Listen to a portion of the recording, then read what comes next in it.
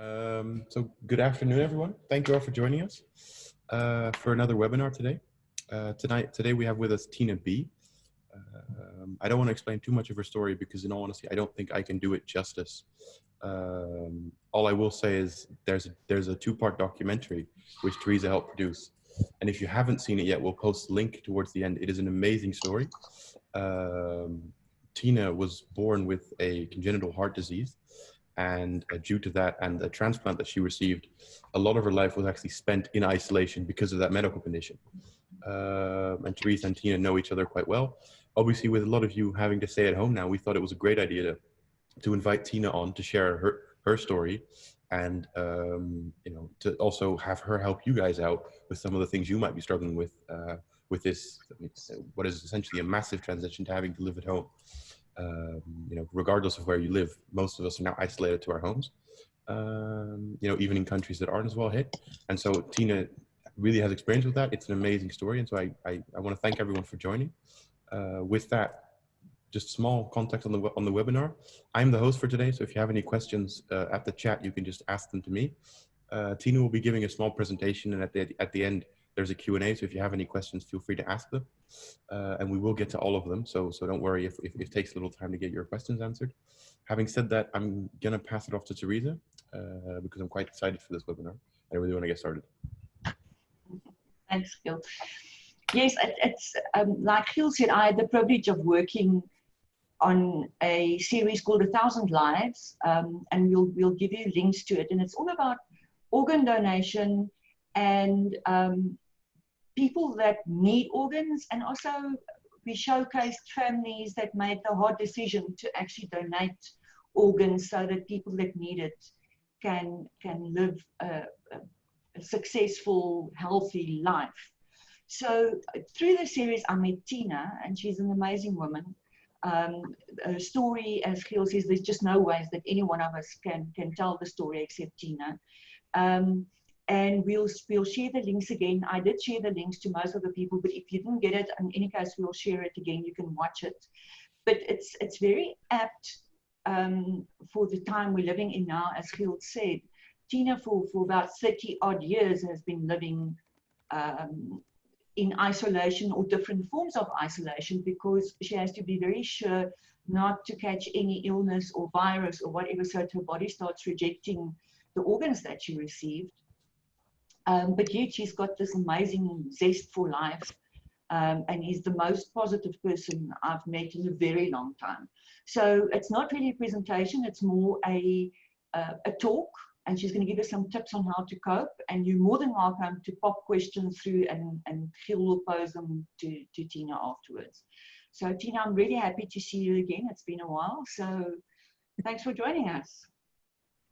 Awesome, thank you. Thanks so much for having me. Thank you, Phil, and thank you very much, Teresa, for having me. Hi, everybody. I'm not sure if you can see me. I think I have my thing on the wrong doodad. Anyway, hi, everyone. I'm Tina B, as already said. I am the longest living recipient of a heart and double lung transplant in Africa. Which is quite a feat. I think the longest person in South Africa before me made 3 years. So heart and double lung transplants are fairly rare. They're probably the rarest of all the transplants. So yeah, I'm just a testimony to what organ donation can do for someone like me that is dying, that is facing death in the eye. And then can be given a second chance. So I'm just going to start off by telling you a little about me and why did I have to have a transplant in the first place. So when I was born, my folks were told that I was perfect. The only thing wrong was that I had an irregular heartbeat and a beat that was slightly faster than normal. And then I must have been, I think it was between 3 and 6 months old, and I got a cold and I wasn't getting better, and Mum took me to the GP, and he listened to my heart for quite a long time, and he kept on turning me over and listening on the front and then listening on the back and backwards and forwards. And Mom got quite worried, and eventually he said no, he'd like for Mum and Dad to take me to go and see a specialist.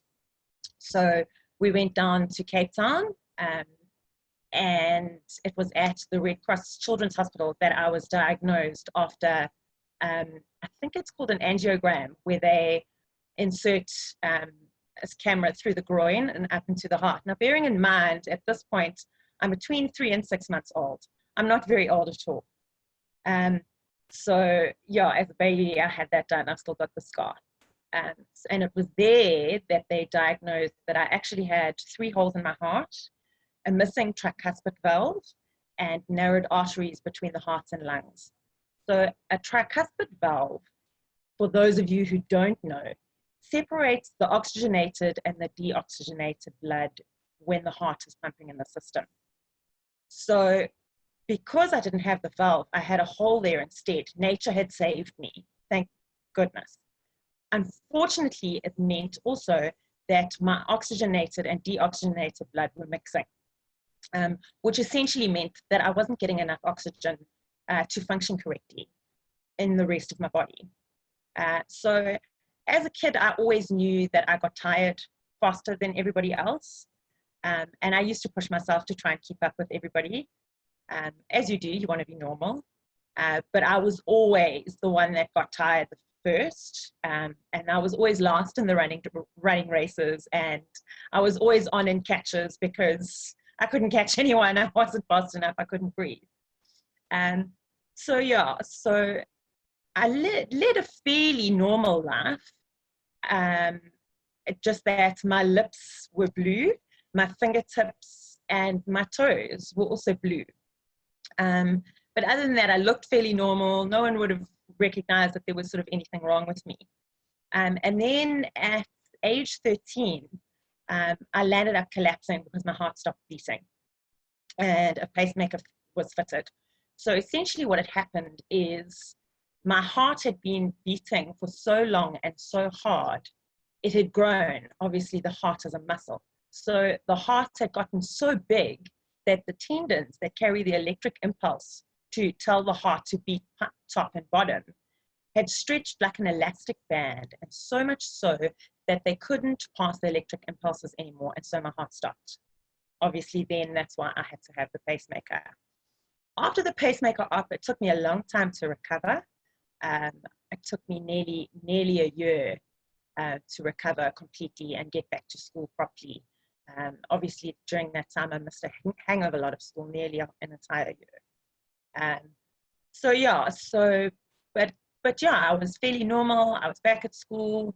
I had friends. I was going out, had my matric dance, all of that kind of thing.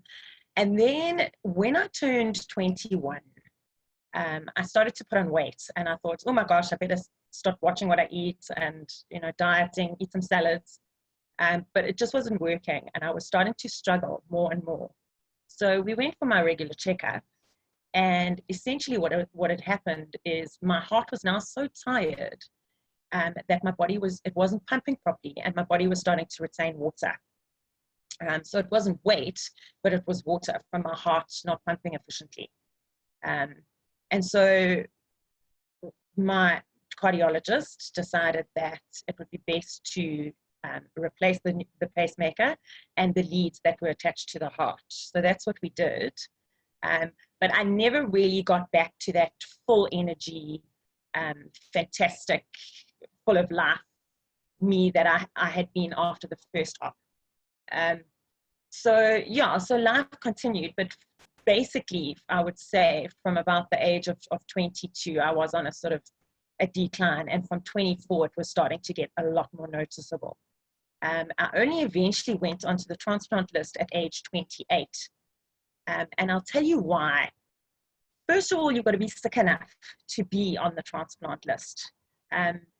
You know, you can't just be diagnosed with something and not have tried all the options first. You have to have exhausted all your options, all the medications, all the other treatments before they'll put you on the transplant list, firstly. Secondly, although in South Africa we had the first heart transplant in the whole world by Chris Barnard, which was amazing and groundbreaking at the time. But drugs hadn't caught up to the fact that actually the heart that was being transplanted was a foreign body, and the immune system would attack it and kill it. So people that were having heart transplants and transplants at the time were dying within 2-3 weeks of having had the transplant, because their immune systems were killing their transplanted organ. So we had to wait for the drugs to catch up with what was happening in the world, so that they could develop a way to suppress the immune system. So in South Africa, there was a moratorium here, and there were no transplants being done. So for a long time. So that's why transplant wasn't mentioned sort of right at the beginning of my diagnosis. Okay. And then, so yeah, so that's the background behind transplant.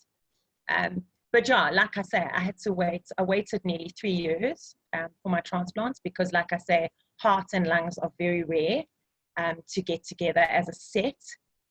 They'd have to be a working pair. And also with regards to just lungs, the lungs have to be big enough or small enough to fit in your chest cavity. So I couldn't get the lungs of a massive forward rugby player, because the lungs would be too big to fit inside my chest cavity and they'd collapse. So the lungs need to be the right size so that they can fully expand, and so that they don't collapse. So yeah, so it was, I think 2011 that I came out of the hospital. And yeah, like I say, I got my transplant. I went from strength to strength.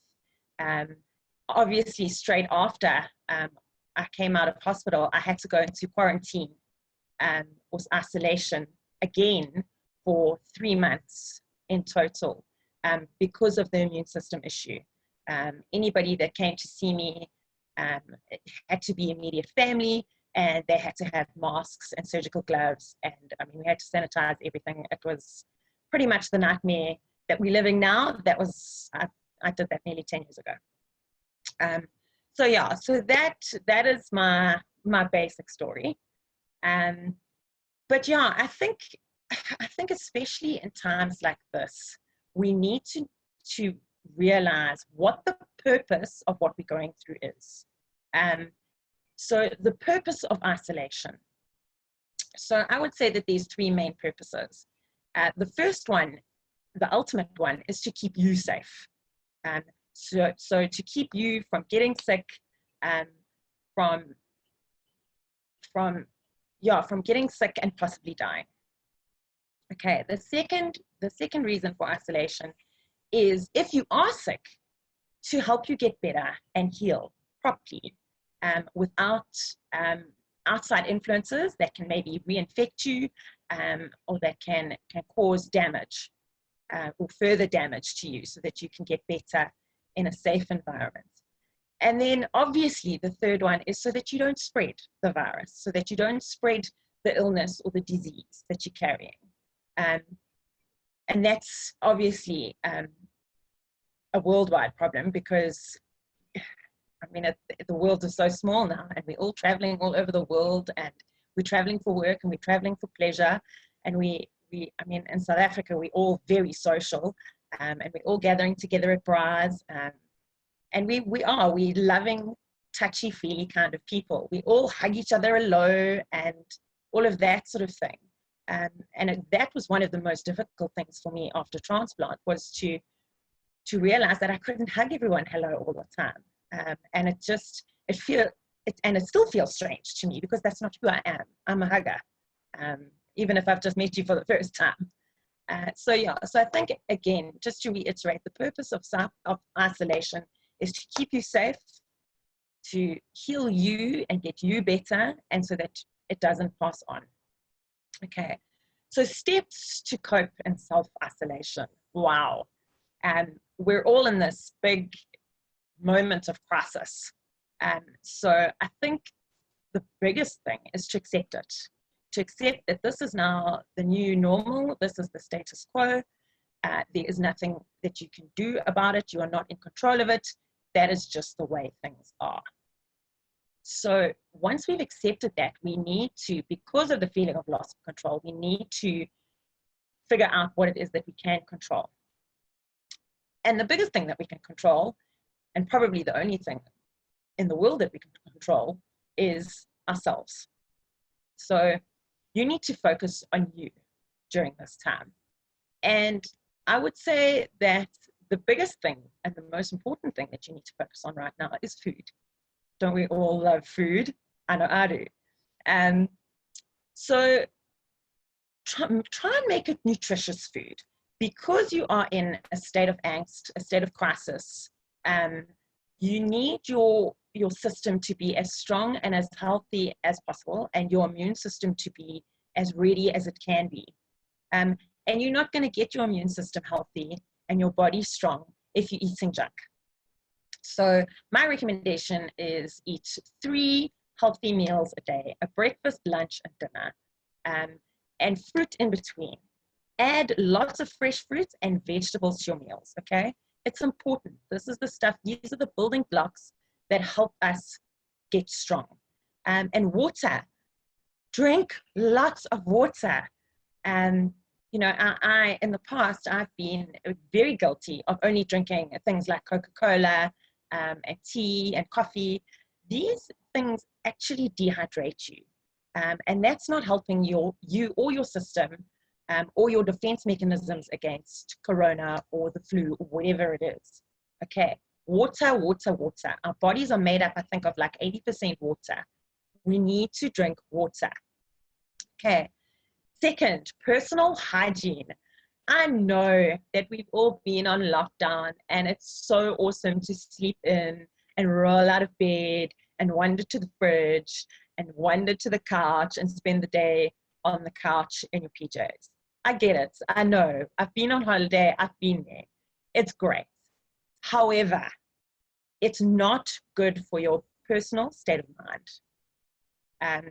So I'm going to encourage you all to get up when you get out of bed, go and have a shower. You underestimate how fantastic you feel after a great shower when you get out and you're warm and you're clean. Okay, that is such a brilliant mental pick-me-up. It's unbelievable. And then obviously look after yourself. Take pride in yourself, even if it's just you at home on your own. Brush your hair, for heaven's sake. Clean your teeth. Put on a fresh set of clean clothes and get some deodorant under those arms. Just even if you're sitting on the couch and you're not going to sweat, it doesn't matter. I would encourage you to put on a deo or a perfume, just because the smell will make you feel fresher. It will pick you up mentally. I love the smell of vanilla. I'm wearing vanilla at the moment. I love it. And then, now that we're up and we're awake and we're feeling fresh and ready for the day, keep your mind active. It's so important, because otherwise you just sit in front of the TV and you just veg. And it's so important for your mental health as well, to keep your mind active. So I used to sit and do crosswords and Sudoku, and I've still got loads of books sitting next to my bed that I do nearly every night, a Sudoku or a crossword. Guys, online, there are so many apps you can download now. I've downloaded puzzles. I play Scrabble against the computer. There are so many things that you can do to keep your mind active. So download those apps and do one a day.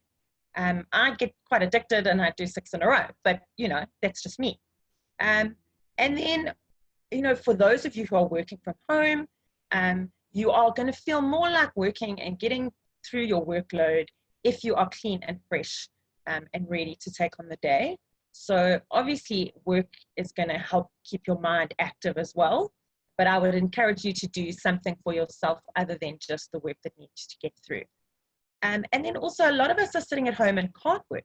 So now's the time that you can learn something. There are so many videos on YouTube on showing you how to do stuff. There is a great platform called Udemy, U-D-E-M-Y. They are like an online university. I have done so many courses through them, courses on how to use social media, courses on how to massage, courses. There are millions of courses, and so many of them are for free. So use this time to exercise your brain and learn something so that when all of this is over, you can actually maybe even make a living out of it, or you have a new skill. So now that we've looked after our minds, we need to look after our bodies. So I would encourage you to do something physical every single day. Even if it's just going for a walk in the garden with your dog or your cat. Cleaning house is physical. Hey, I mean, sweeping a whole house, just sweeping is exercise, okay? Vacuuming underneath couch, moving furniture around and vacuuming under couches, that's physically flipping hard work. I don't know if any one of you have ever scrubbed a shower, but that's tiring, okay? So just something every day. It doesn't necessarily have to be exercise. If you do feel like doing exercise, again, there are so many people running challenges online. There are so many fitness videos, people on Instagram doing workouts for you. You can follow along. Just absolutely anything you can think of is online. So use it in this time. Okay. Even if your husband is doing like DIY and things like that, I don't know, have you ever been up and down a ladder 20 times a day? It's hard going. So yeah, just any kind of physical anything. Get your body going. And the reason I say this is because it gets your blood flowing, and it helps you to get rid of the toxins in your system. Water also helps get rid of toxins, by the way. And after exercise, any kind of exercise, you feel a sense of achievement, as well as the fact that your brain releases, I think it's called serotonin, which is like the happy drug. And you feel better afterwards. Okay, so that's why it's important, especially in this time of crisis and boredom, to do something physical. And then obviously after doing something physical, we all need rest. Now, rest is very important. So whether it's cruising through social media, you go and chill in front of the TV, you're going to decide to read a book or take a nap, whatever it is, rest is very, very important. And that leads on to sleep. So I'm going to say to you, sleep it's mandatory. You cannot survive without sleep. People that can survive without sleep are not human.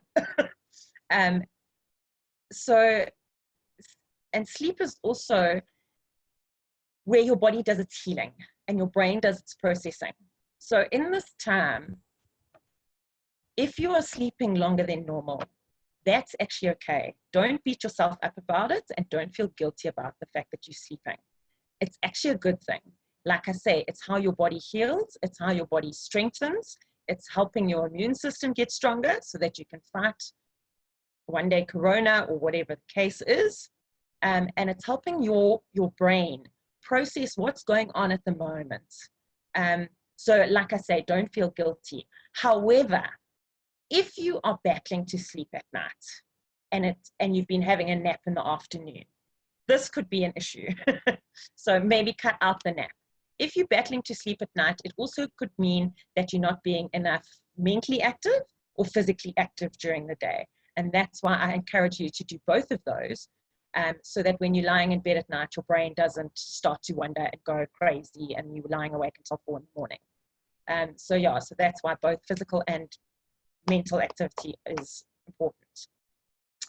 And then obviously we've all been sitting here and we are craving communication with our friends, communication with our family, just the sound of other human voices. I know I crave it, and first thing in the morning I come through to the kitchen and I put the radio on just so that I can hear another person. Yes, I do live with my fiance, but he's often outside doing other stuff, and it's just nice to hear other human voices. So this is the time that I encourage you to reach out to your family and your friends, especially the ones you haven't spoken to in a while. No one ever put down the phone or ignored a call because they didn't want to hear from you. Everyone loves chatting. and catching up. So use this time to catch up with the friends that you've lost contact with. See what's going on in the world. I speak to my mom on the phone every single day. And if I haven't heard from her, I'll end up phoning her and saying, hey, why are you ignoring me? So yeah, and like I say, communication at this kind of time is imperative. It's also, like I say, so good for your state of mind to just have a chinwag and find out how people are. And then as much as we can do all of this to try and be positive and have a good day and all of this kind of thing, we are going to have those bad days. There is just no way around that. So what I would encourage you to do is accept that. You're feeling low, you're having a bad day, accept it. Don't change it.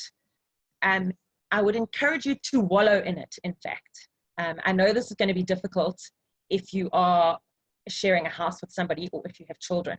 But if you are able to wallow in it, I used to have days where I used to think, I cannot go on anymore, I've had enough. And I wouldn't open the curtains, and I'd say hi to mom, and I'd say, no, listen, I'm done. And I would listen to sad music, I would watch sad movies, I'd cry, I'd let it out. But I would restrict myself to that one day only. Tomorrow, you cannot wallow. Tomorrow, you cannot be in a bad mood. Tomorrow, the sun is going to shine. Okay, so if you have a bad day, accept it, own those feelings, and give a cry or a scream or, I don't know, punch the pillow, whatever it is that you need to do to get that out and own those feelings. But then, like I say, put a limit on it. It needs to, it does, you can't carry on, okay, indefinitely feeling bad.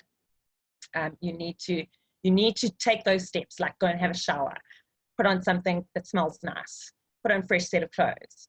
Those are your starting points. So yeah, so those are my tips for coping in isolation. Thriving in isolation is a whole nother story, but perhaps we can do a talk on that at some point. But yeah, so that's, are there any questions? Yeah, thanks, Tina. So yeah, if you guys have any questions, feel free to post them there's a Q&A button at the bottom, and then I'll pass them through. But I think a nice place to get started, because that's one of the things that I was wondering when I was listening is, obviously I'm not too familiar with it, but from what I know from transplant lists, obviously it takes a bit of time, and you know, there's a waiting list, and there's obviously periods where you're waiting. Does it fit? You know, does the family agree, etc. So how do you deal with those nerves? Because I imagine that, you know, at least from the people that I've spoken to, you know, they're quite nervous what's going to happen. Obviously, that's more from a professional perspective. You know, is my job still going to be there, etc. But obviously, from what I was listening, and especially the documentary that I watched, because I watched it yesterday, I imagine that the nerves must have been intense. And so I was curious how would you deal with that, and if you have any tips for other people, or at least what your mechanisms were. Yeah, nerves. You know, I think I had so long to prepare for it that when we got the phone call, I was actually just excited. And a lot of people don't have that time to prepare.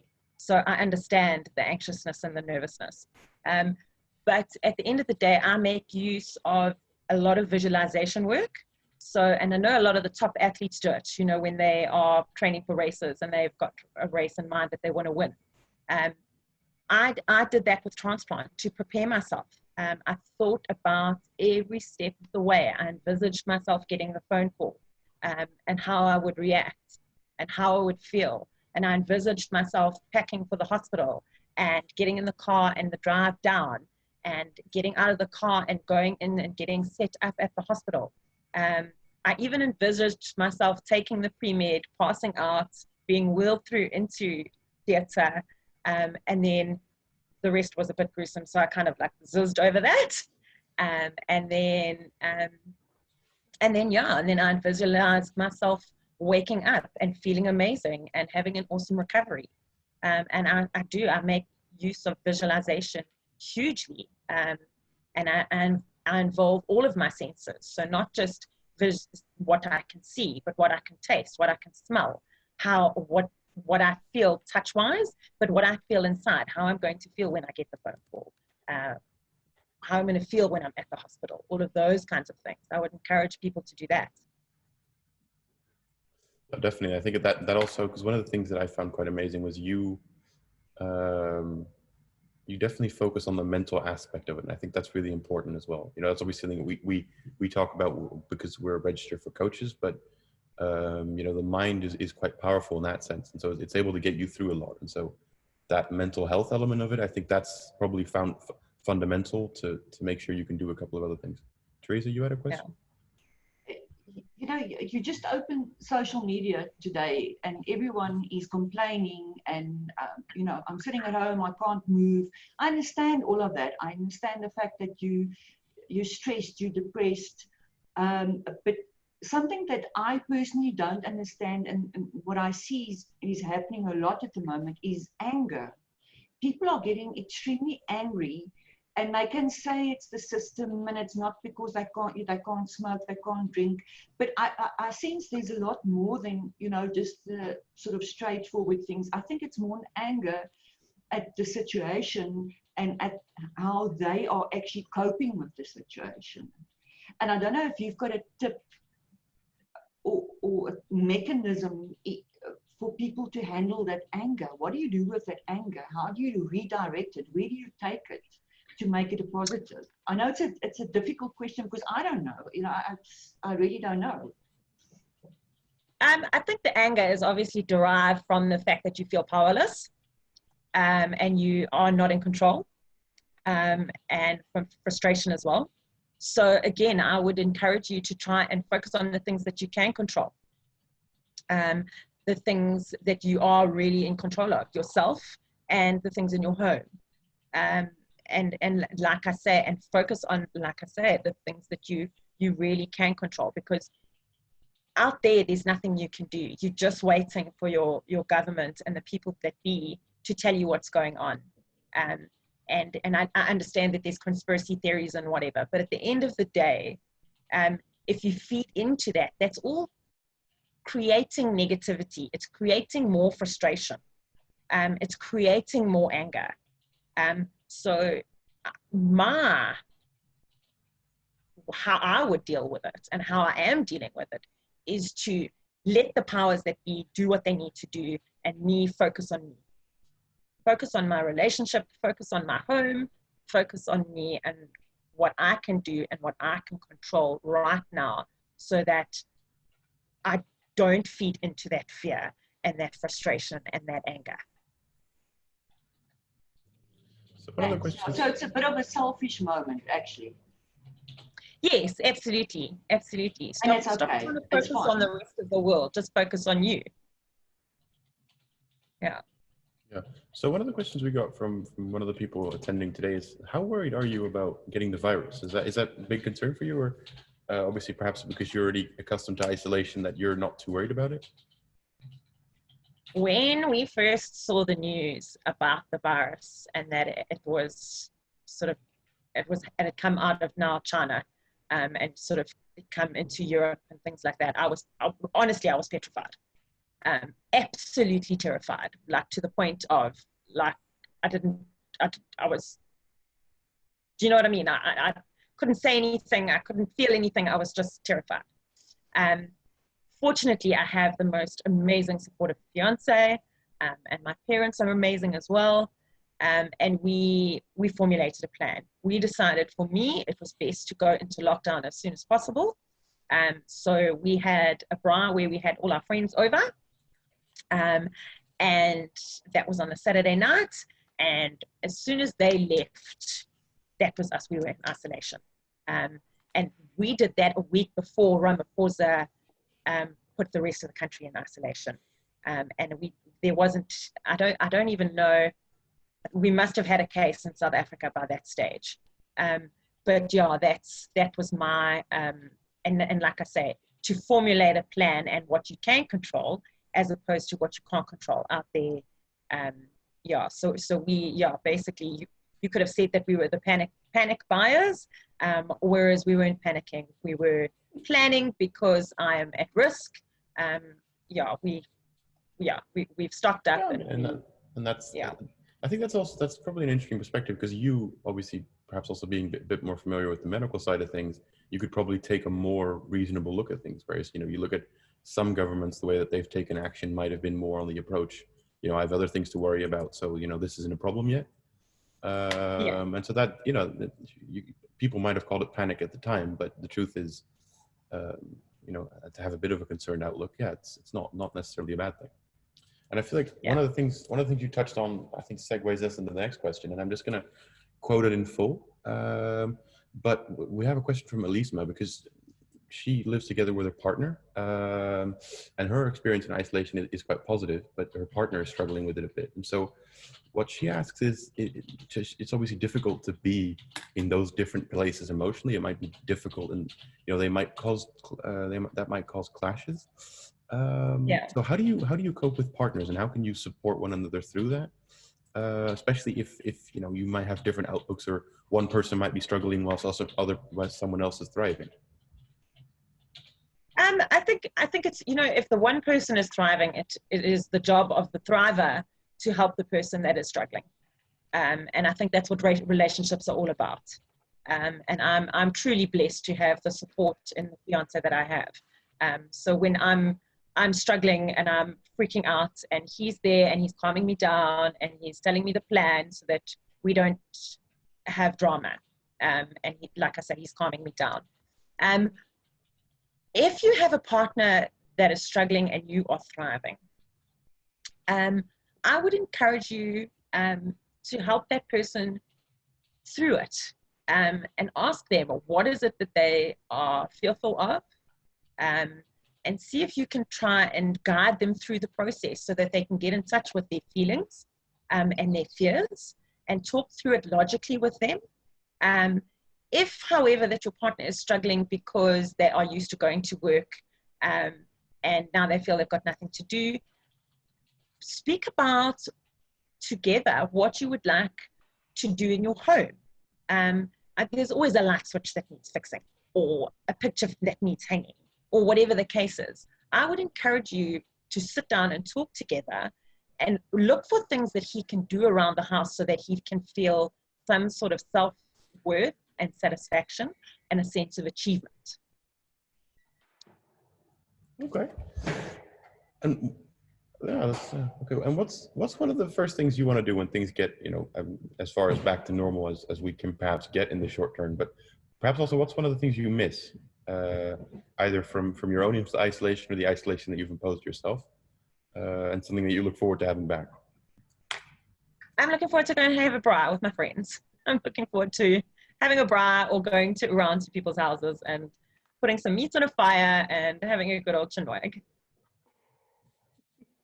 Yeah, I think that's for most. I think what's interesting is about it is, a lot of people are starting to appreciate more what they took for granted beforehand, if that makes sense.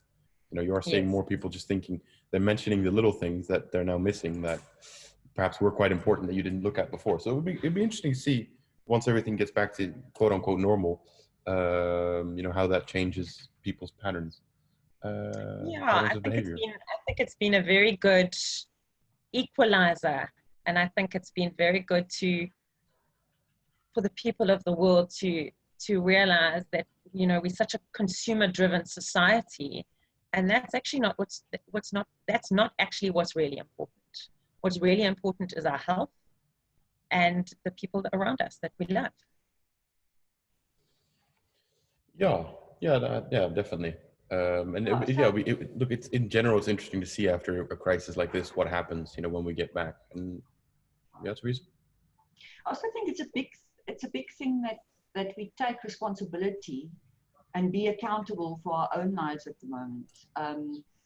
And it goes back to what Tina was saying, control what you can control, what you can't control, you can't control.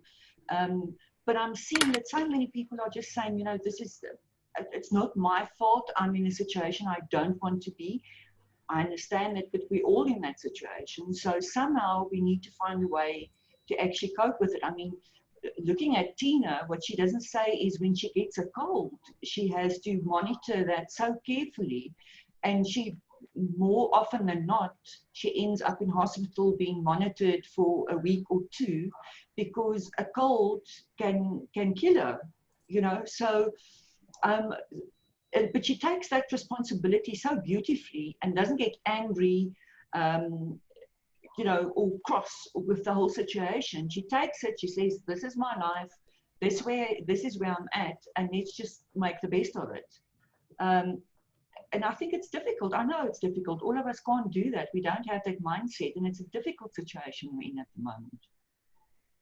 But it goes back again, as I said, to control what you can. That's all you can do at the moment. Yeah, exactly. Yeah, we have a question from Luke. Obviously, you mentioned at the somewhere towards the end that you created a plan for dealing with this lockdown, and what he was wondering was, is somewhere in that plan, have you thought about when it will be okay and safe for you to return back to normal? Perhaps how long after the lockdown's finished, or you know, in tandem with that, when do you want to get back to normal? Are there steps, or have you thought about that? How you want to approach that one? Well, like everyone else, I want to get back to normal as soon as possible. But for me, that's going to be quite a lot longer than everyone else. So one of the other, where I'm on a group of people that have had transplants on a WhatsApp group, and one of the people that he had a heart transplant. He's down at Port Elizabeth, I think, and he's actually a journalist. So he did some research on when it would be safe for transplant patients to sort of go back, well, to get out of lockdown essentially. And he spoke to 3 of the leading cardiothoracic surgeons in the country, transplant surgeons, and they all basically recommended to sort of stay in lockdown until there's a vaccine in the country. So yeah, and that may take 18 months, 2 years until it gets to South Africa. So I might have to be in lockdown for a year, 18 months, maybe longer.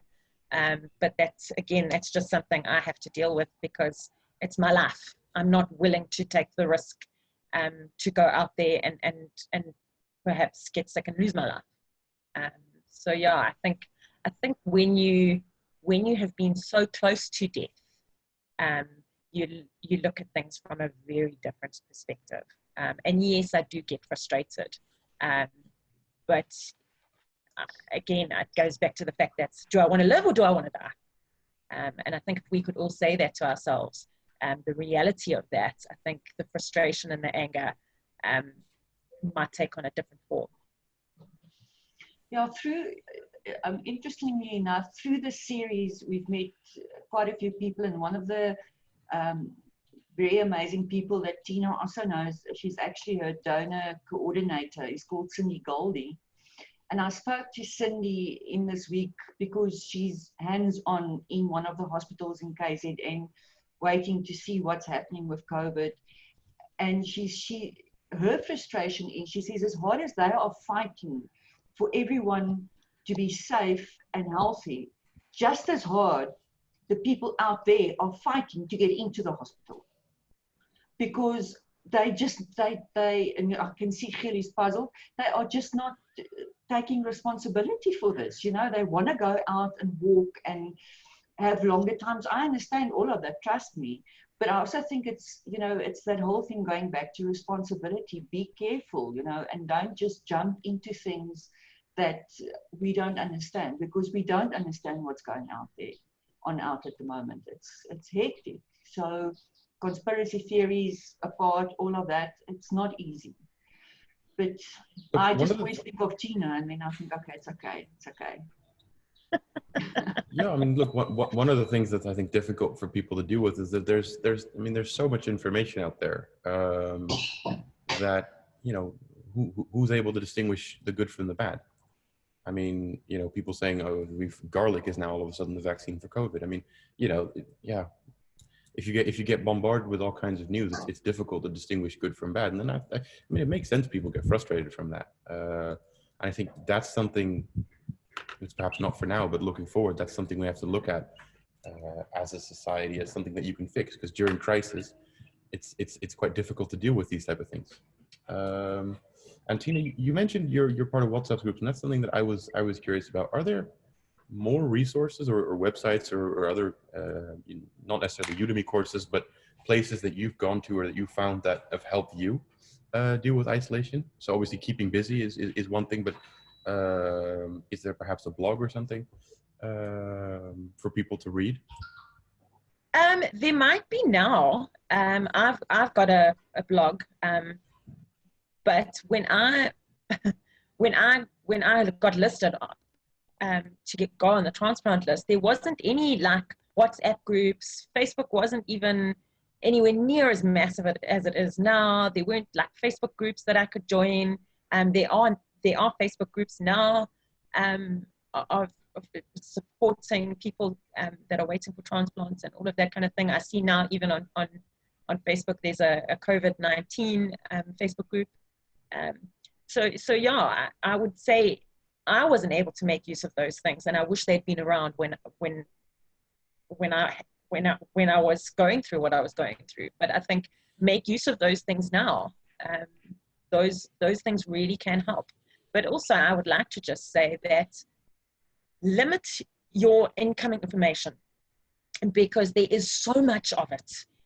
We are so bombarded every single day. I mean, I'm on like 100 Facebook groups and WhatsApp groups, and it just, the phone goes all day long with videos and people talking about COVID and reports and essays and whatever the case is.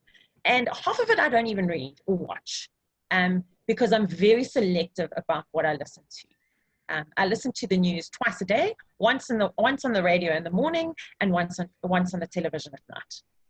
And that is my sum total of news. I don't read the newspaper. I don't go unless it's something that I specifically want to know about. I don't sit online and research it and go, because it feeds into fear and frustration and what's going to happen and anxiety, and it creates more of that negativity that you don't need right now. Yeah, so if anyone has any other questions, feel free to ask them, because we're happy to have them, and Tina's obviously quite experienced, and so she'll be more than happy to answer them. Yeah, Teresa, I don't know if you still want to ask anything. No, I just think it's fascinating. Thanks for sharing it, Tina. I mean, I know it's been a long road and trial and error, and the fact that, as I say, that you inspire people by staying so positive, thank you. And I thought it might just be something nice to share with other people as well, in that we all have different situations, but that we should realize that there are ways to deal with it and cope with it. And if you can't do it on your own, find someone that can assist you. Because I suspect it's still going to be a bit of a road for all of us to get out of this. So just find someone, reach out. Don't sit and try and deal with it yourself if you can't. And it's good to have bad days sometimes, Oh, see, there's another question. Yeah, do you ever feel? Yeah, Teresa. No, do you ever feel? Giel and I, we do my job. Help each other. Do you ever feel separation anxiety? I take it that it would be separation from your tribe or people. Yeah. Sure. Yeah, no, I don't think so. I've been in the position where I've been fortunate enough to kind of have someone in my space sort of every day. So no, I don't really suffer from it. And quite frankly, sometimes I really enjoy being on my own. So if my fiance goes out for the day, when he's working and when he's allowed to go back to work, I really enjoy my own space and my own time. So I think for prolonged periods of time, then possibly, yes, I would suffer from that. But yeah, I seem to be fine, I think. Yeah, so I think with that, I think that's a nice place to end. So if anyone has any other questions, just feel free to reach out to Tina or to Teresa, because they'll be more than happy to answer your questions. And I know Teresa will post the link to Tina's LinkedIn and Facebook in the chat.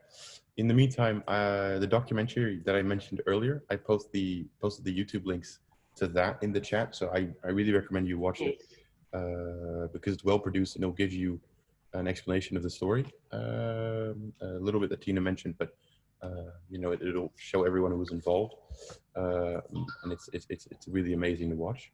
I want to thank everyone for being here today, everyone who joined. We hope you found the webinar useful. We hope you enjoyed Tina's tips, and that you learned something from it. You can apply it to yourself. Yeah, and having said that, I think that's a nice place to finish. We have one more question, so we'll get to that, and then we'll close off the webinar. So I want to thank you, Tina, for taking the time. I really appreciate it. And for everyone, thank you. Have a great rest of the day, and have a nice weekend. Cool. Thanks. So the last question, I think that's where we can also end, is how soon will you let people into your bubble? So it's partially what we discussed, but yeah, I think we answered that one already from Stephen. Yes. And then there's also your mom that says she misses you and she wants to give you a hug. Hi, babe. I also want to give and my mom a hug. Yeah. So she doesn't want to do any virtual tea anymore. She wants to do the real thing. Yeah, it's never the same, you know. It's never the same. And it's you know, Mum has popped around to bring groceries a few times as well, and I've actually found it very emotionally draining, because I can't actually go and give my mum a hug. So I get quite emotional. So I often come off, I feel that I come off as offish to my mum, when I'm actually just trying to hold it together so that I don't burst into tears, so that I don't upset her. Cool, yeah. So yeah, so it's okay, Tina, we know you like this. It's good. It's easier for me to chat via video and do virtual tea with my family and my friends, because when I see them and I can't hug them, it is very emotionally distressing for me. Okay. Yeah, like I say, I'm a hugger. Okay, guys. Thanks so much, everyone. But thanks, everyone. Thank you all for joining. Tina, again, thank you so much.